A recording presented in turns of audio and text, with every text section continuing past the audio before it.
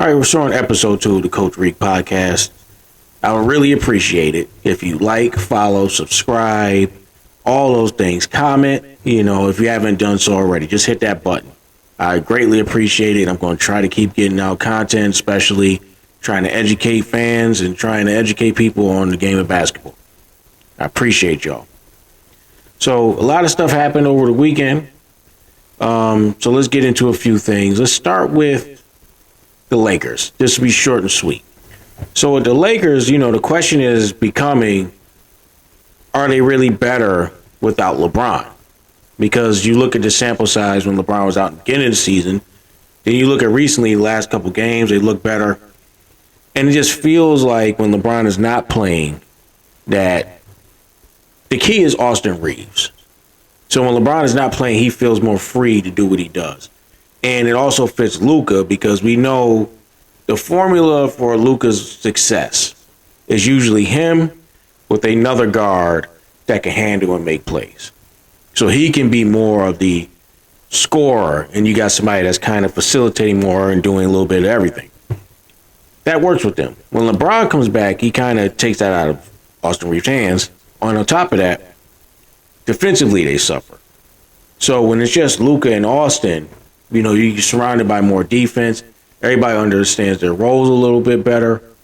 So you can see a little bit more cohesion in the group.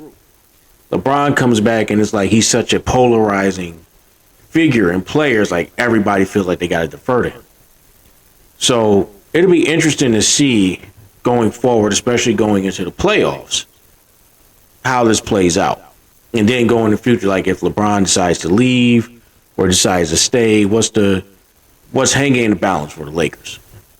Miami Heat.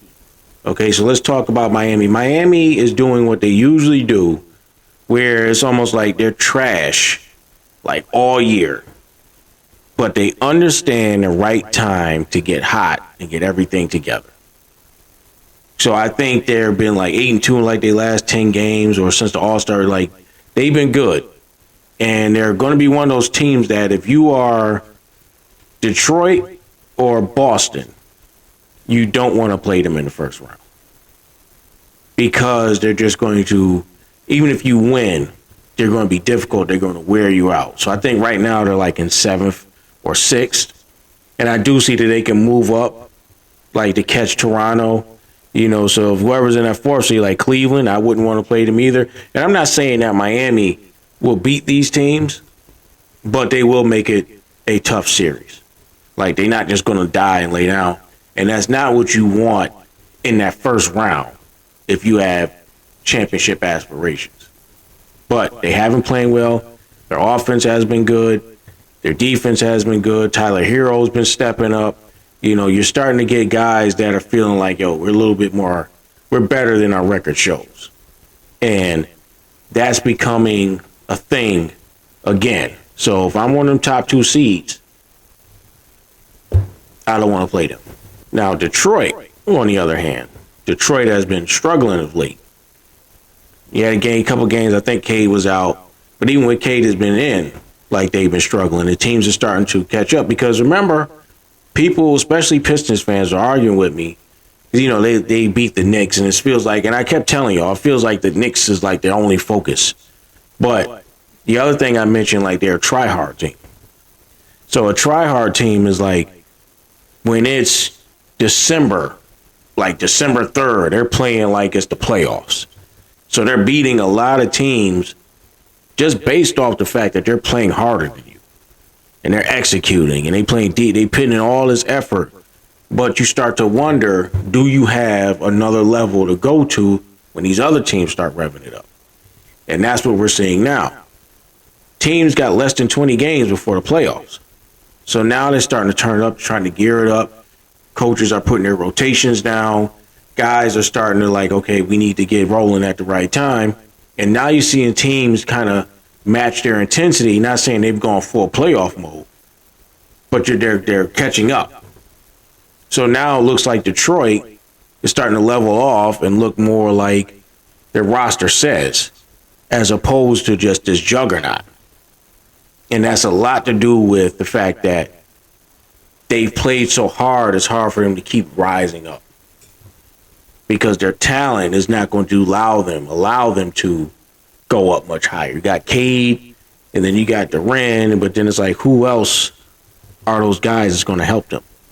Jenkins has been trash, which I said Schroeder was going to hurt. Those shooters haven't been doing like they usually do. So it's going to be interesting. Like I said, Miami, one of those teams that's in the, even Charlotte, who's been hot.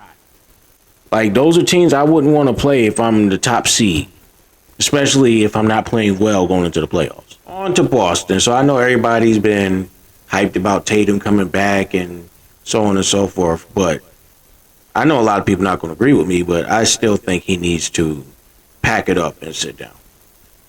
Because watching him play in those first 2 games, and I get it, like, people go like, he's just coming back. He's just coming back. No. It's something about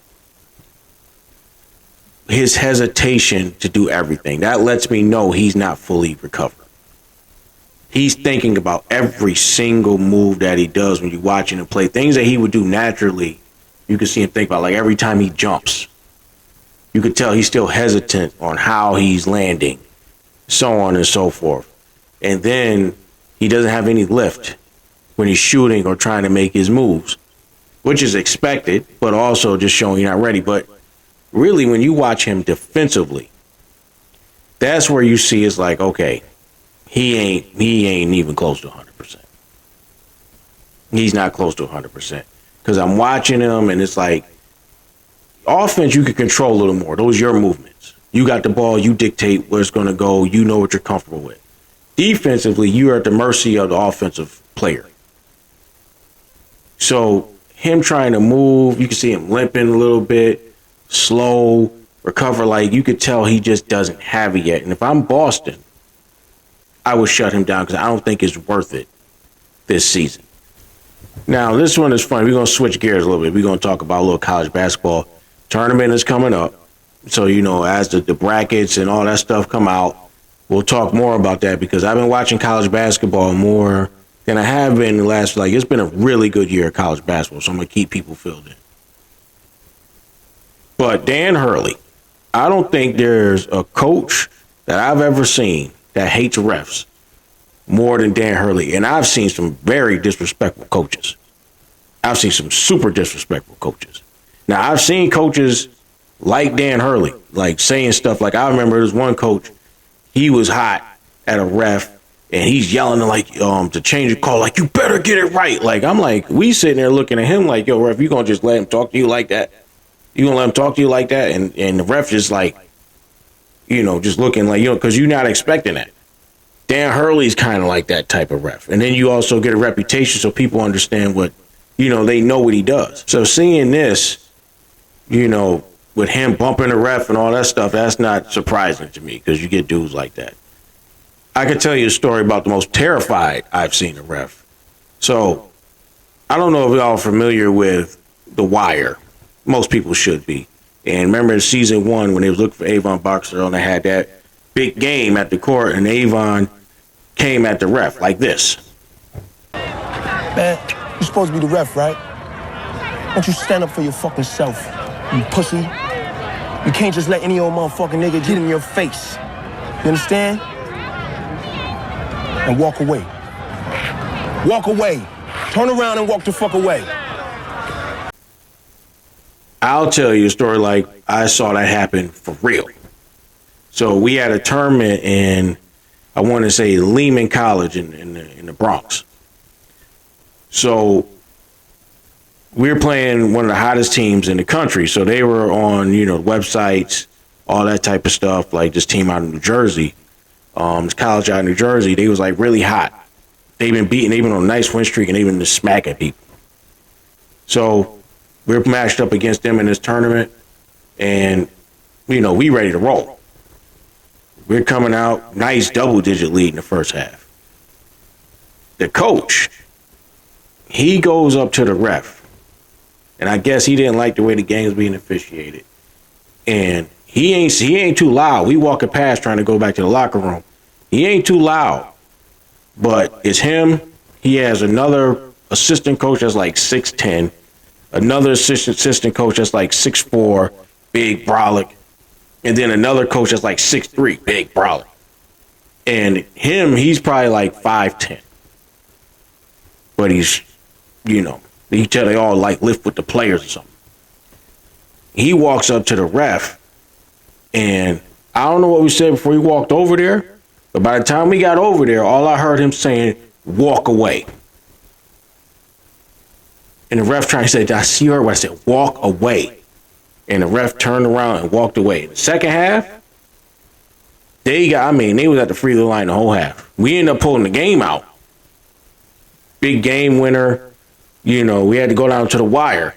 But, pun intended. But we saw that. Like, I've never seen that happen to a ref before, just getting intimidated like that. And every call went their way. So, you can have coaches like Dan that do intimidate refs. And refs are, a little bit more hesitant on how they call things just because they don't want to deal with that coach. So it's interesting just to see that, from Dan Hurley. And mind you, UConn has been my favorite college team since I was a little kid. Like, I was I first started liking them with Ray Allen. And then, as I got a little bit older, I was still little, but a little bit older. My dad was real cool with Khalid El-Amin and his family, coaching in AAU and all that stuff. So then, we would go to UConn games, like when we in the city or closer to UConn. We would go there, and then I was going to the locker room, Khalid and Rip Hamilton and all them type of dudes. So I've been like a UConn guy ever since then. So I'm glad that we're still a prominent program, but Dan got to chill out. And lastly, man, I really like when y'all come with questions.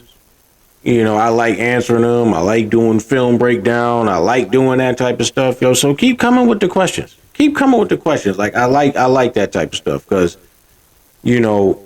I love showing X's and O's, and I love showing certain things about ball players that people might not see. And I want to get into doing more of that. But I need to feel like it's more demand for it. So if you have questions about that, send them this way. Hit them in the comments. Hit me in the DM. Like, I'm cool with all that.